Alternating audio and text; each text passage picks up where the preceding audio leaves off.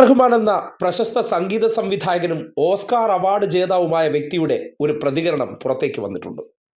ഇതേ നോക്കി, കഴിഞ്ഞ 8 വർഷമായി ബോളിവുഡിൽ തനിക്ക് അവസരങ്ങൾ നഷ്ടപ്പെടുന്നു. അധികാരമാറ്റമോ വർഗീയതയോ ആകാമെന്ന് അദ്ദേഹം BBC-ക്ക് അനുവദിച്ച ഒരു അഭിമുഖത്തിൽ തുറന്നു പറഞ്ഞിരിക്കുകയാണ്. കേരളത്തിലെ മതവർഗീയ രാഷ്ട്രീയക്കാർക്ക് ഇതങ്ങ് സമർപ്പിക്കുകയാണ്.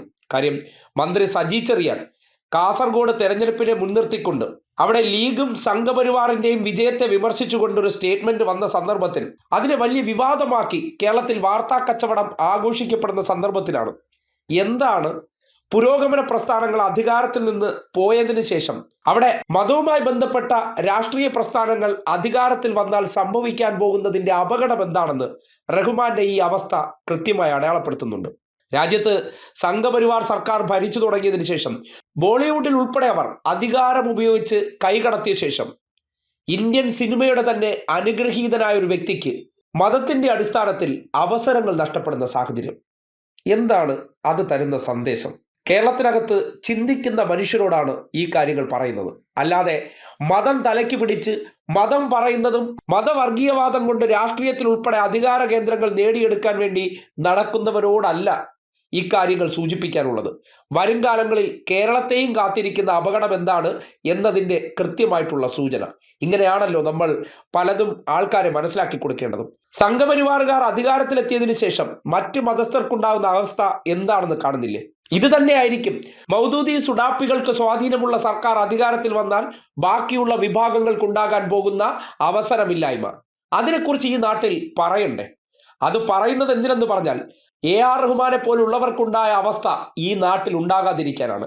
മതരാഷ്ട്രീയം ഒളിച്ചു കടത്തി അധികാര സ്ഥാനമാനങ്ങൾ പിടിച്ചെടുത്ത് മതത്തെ സേഫാക്കുന്ന പരിപാടി തുടരുമ്പോൾ അത് രാജ്യത്തിന് അപകടമാണ്, നാടിന് അപകടമാണെന്ന് ഇടതുപക്ഷത്തുള്ളവർ ആവർത്തിച്ചു പറയുമ്പോൾ അവരെ സംഘിച്ചാപ്പ കുത്താൻ വേണ്ടി പരിശ്രമിക്കുന്ന കേരളത്തിലെ മൗദൂദികളായിക്കോട്ടെ, അവർക്ക് കുടപിടിക്കുന്ന കോൺഗ്രസ്സുകാരായിക്കോട്ടെ, അല്ലെങ്കിൽ സുഡാപ്പി ചാപ്പ കുത്തുന്ന സംഘപരിവാറുകാർ, ഇവർ അധികാരത്തിൽ വന്നാൽ എന്താണ് ഈ നാട്ടിൽ സംഭവിക്കാൻ സാധ്യത എന്ന് തിരിച്ചറിഞ്ഞുകൊണ്ടാണ് അതിനെ ഇപ്പോൾ ചെറുക്കുന്നത്.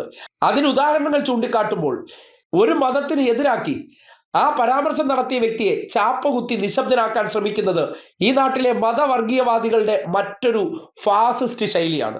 ആ ഫാസിസ്റ്റ് ശൈലിക്കെതിരെ നിശബ്ദമാകേണ്ട സന്ദർഭമല്ല. റഹ്മാനെ പോലെ ലോകം ആദരിക്കുന്ന ഓസ്കാർ അവാർഡ് ജേതാവ് കൂടിയായ വ്യക്തി, അല്ലെങ്കിൽ ഇന്ത്യൻ സംഗീതത്തിന്റെ തന്നെ അനുഗ്രഹീനായ ഒരു വ്യക്തിക്ക് ഈ ഒരു അവസ്ഥ വന്നിട്ടുണ്ടെങ്കിൽ അതിന് കാരണം എന്താണ്? മതത്തിന് സ്വാധീനമുള്ള ഒരു രാഷ്ട്രീയം ഈ രാജ്യത്ത് അധികാരമേറ്റത് കൊണ്ട് മാത്രമാണ്. അത് പാടില്ല എന്ന് ആവർത്തിച്ചും അത്തരം പ്രവർത്തനങ്ങളെയും പ്രവണതകളെയും കൃത്യമായി മനസ്സിലാക്കി ആ പ്രവണതയെ ചെറുക്കാൻ വേണ്ടി നടത്തുന്ന ശ്രമങ്ങളെ വീണ്ടും വർഗീയ ചാപ്പകുത്തി നിശബ്ദമാക്കാൻ ശ്രമിക്കുമ്പോൾ ഈ രാജ്യത്ത് സംഭവിച്ചത് എന്താണോ അത് ഈ നാട്ടിലും വരാൻ സാധ്യതയുണ്ട്.